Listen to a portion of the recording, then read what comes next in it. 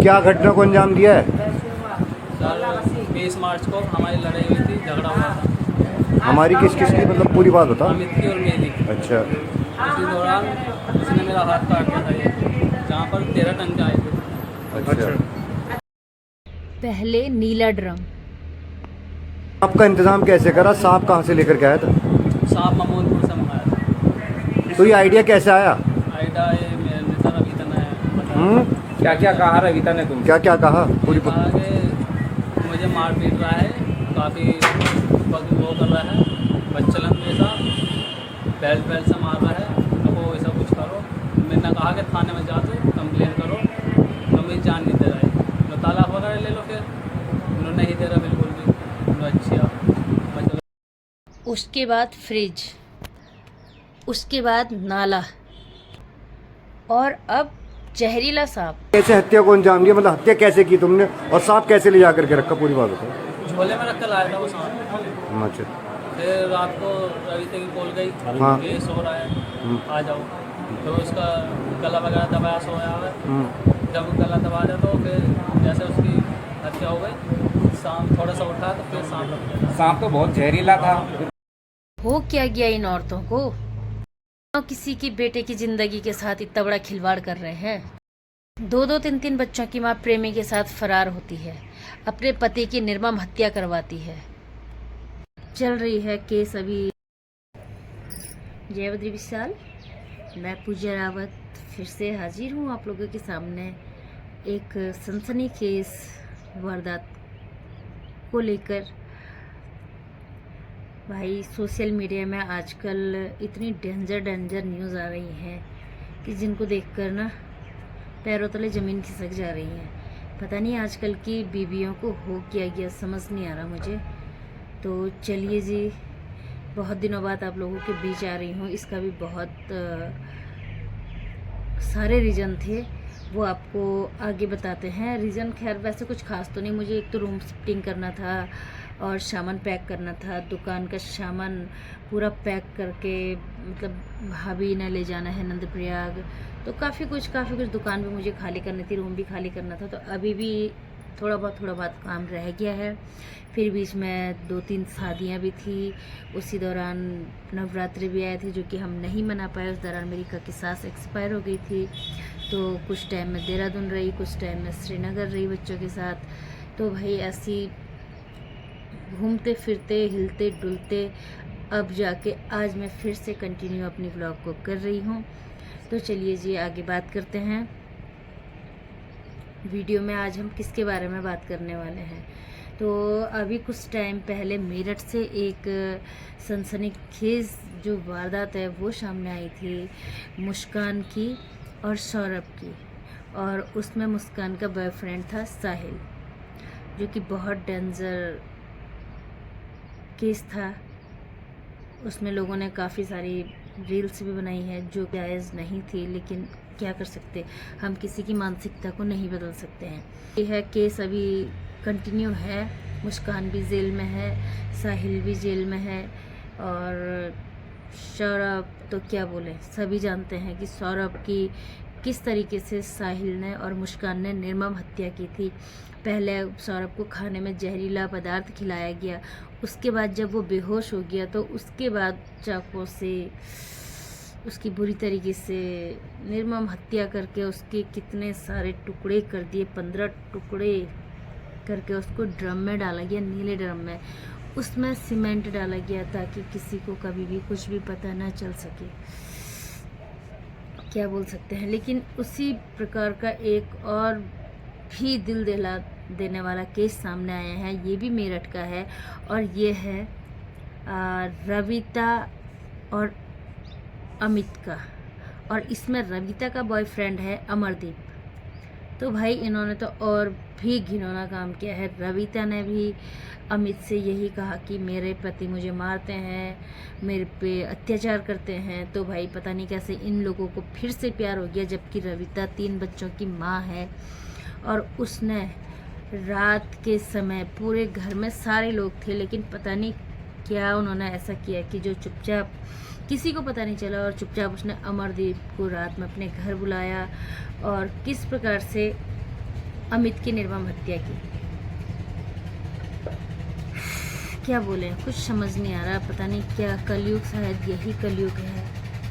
और इन दोनों ने मिलकर, रविता और अमरदीप ने मिलकर पहले अमित का गला घोटा, और जब अमित मर गया तो इन्होंने कितना खतरनाक प्लान बनाया था कि एक जहरीला सांप सपेरे से 1000 रुपये में खरीद कर उसको अमित के बिस्तर में छोड़ दिया, और उस जहरीले सांप ने अमित को 10 या 11 बार डसा।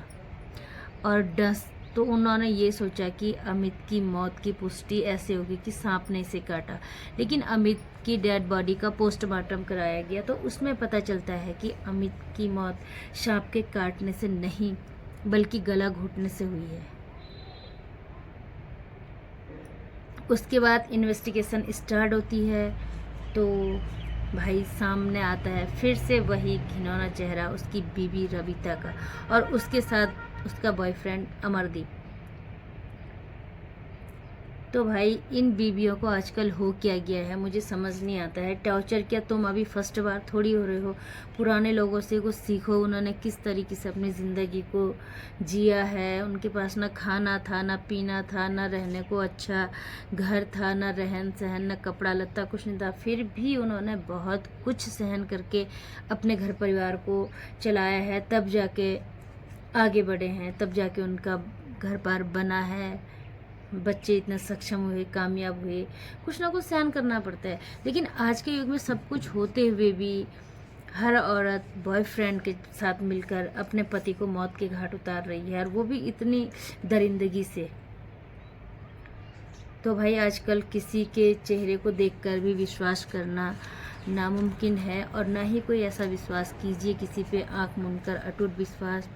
देखो अगर नहीं तुम लोगों को रिश्ते निभाने हैं, खैर अब किसको हम बोलें कि कौन रिश्ता निभाना चाहता कौन नहीं निभाना चाहता, किसी के चेहरे पे नहीं लिखा होता है, लेकिन ऐसा कुकृत्य ना कीजिए जिससे कि तुम्हें ज़िंदगी भर सलाखों के पीछे अपनी ज़िंदगी बर्बाद करनी पड़े। ना तुम घर के रहे ना घाट के रहे, कहते हैं ना धोबी का कुत्ता ना घर का ना घाट का, वही हाल तुम लोगों का है। तुमने ना अपने माँ बाप का नाम रोशन किया, ना अपने ससुराल का, ना मायके का, ना अपने पति का, ना खुद का, तो क्या किया तुमने ज़िंदगी में आके? बॉयफ्रेंड के चक्कर में अपने हंसते खेलते परिवार को बर्बाद किया। अगर परिवार साथ रहेगा तो 4 दिन सुख, 4 दिन दुख, 4 दिन लड़ाई झगड़ा, 4 दिन हंसी खुशी, घूमना फिरना, 2-4 दिन बार त्यौहार में अच्छे से दिन कट जाते हैं। और बॉयफ्रेंड के चक्कर में मिलके तुमने पूरी ज़िंदगी अपनी सलाखों के पीछे काटनी तय कर दी। क्या ये अच्छा लगा तुम्हें?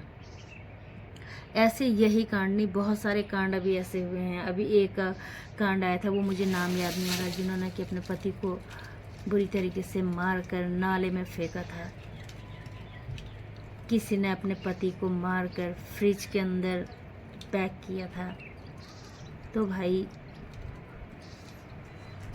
क्या कहें, कुछ समझ नहीं आ रहा है कि क्या ऐसे ही आगे ज़िंदगी चलेगी। अगर ऐसे ही चलेगी तो आज तक तो कहते थे कि बेटी बचाओ बेटी पढ़ाओ, लेकिन अब नारे लगने चाहिए कि बेटे बचाओ बेटे पढ़ाओ।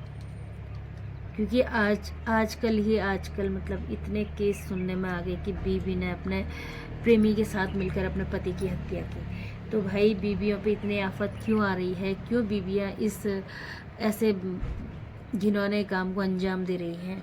तुम्हें अगर नहीं साथ रहना है, कानून भी तो एक चीज़ है, कानून नाम की भी तो कोई चीज़ है। कानून के दायरे में रहकर तुम अलग रह सकते हो, कानून के पास जाओ, एप्लीकेशन दो। नहीं रहना कोई बड़ी बात थोड़ी है। ऐसे तो बहुत सारे केस हैं, लेकिन कुछ केस जो सोशल मीडिया में बहुत ही हाईलाइट हो जाते हैं ना, तो क्या बोलें, कुछ केस तो ऐसे हैं कि जो इनसे भी डेंजर होंगे, लेकिन वहाँ तक मीडिया पहुँच नहीं पाती है। वो बेचारे ऐसे दबके रह जाते हैं, गरीब होते हैं, पैसा नहीं होता किसी के पास। तो भाई सभी से हाथ जोड़कर रिक्वेस्ट करते हैं कि प्लीज़ ऐसे किसी के बेटों या बेटियों पर अत्याचार मत कीजिए। अभी तो बेटियों की कहीं पे बात आ ही नहीं रही है, सब जगह से बेटे ही मारे जा रहे हैं, लेकिन ऐसा क्यों हो रहा है?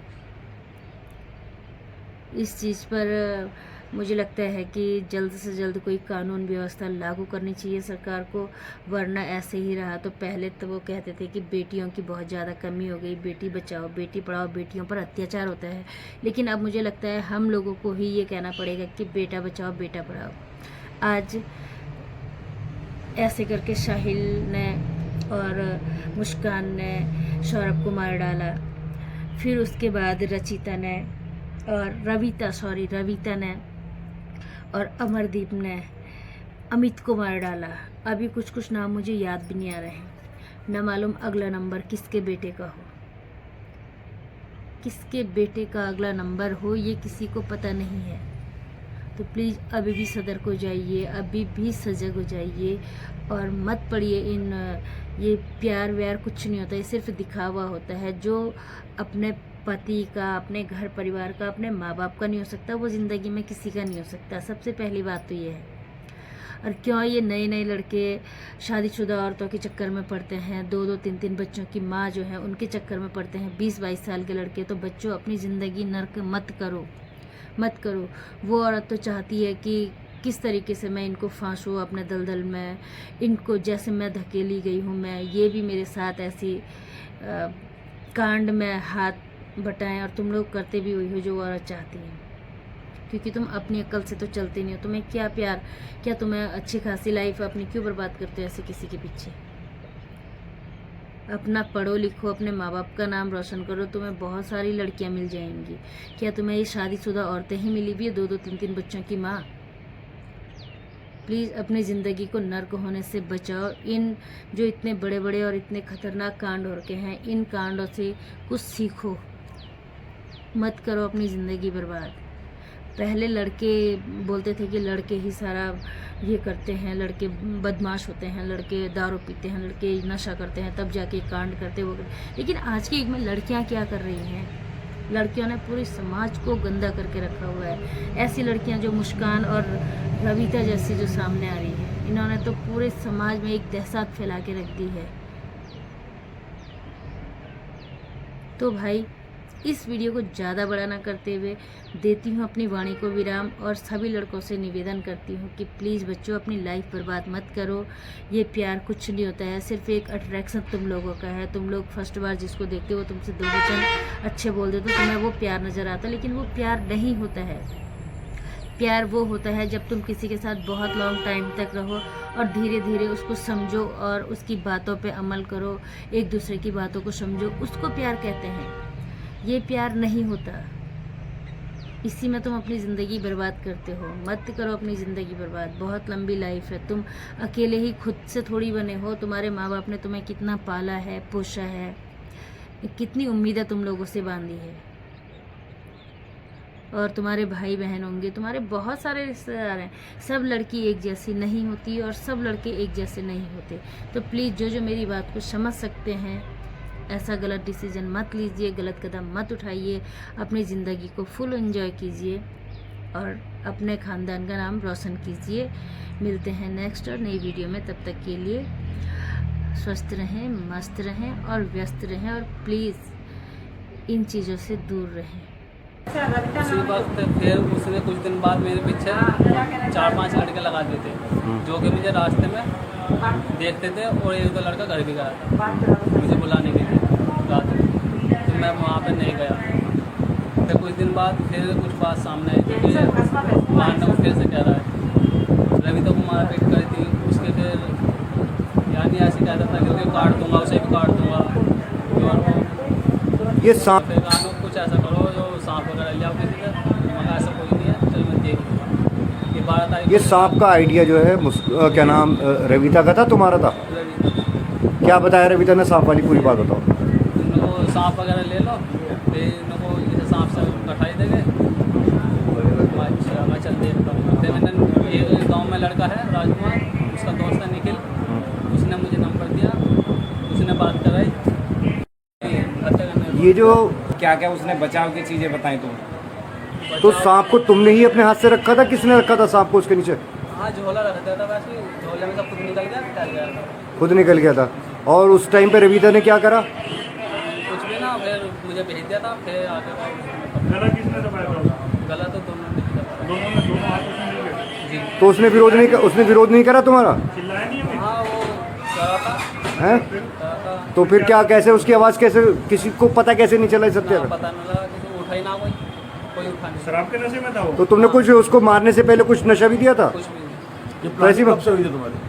प्लान ऐसे कोई 5-7 दिन पहले 5 साल। रविता के साथ अफेयर में लगभग कितने दिन से? ये ऐसे कोई 6 महीने कैसे तुम्हारा प्यार शुरू हुआ, पूरी बात बताओ।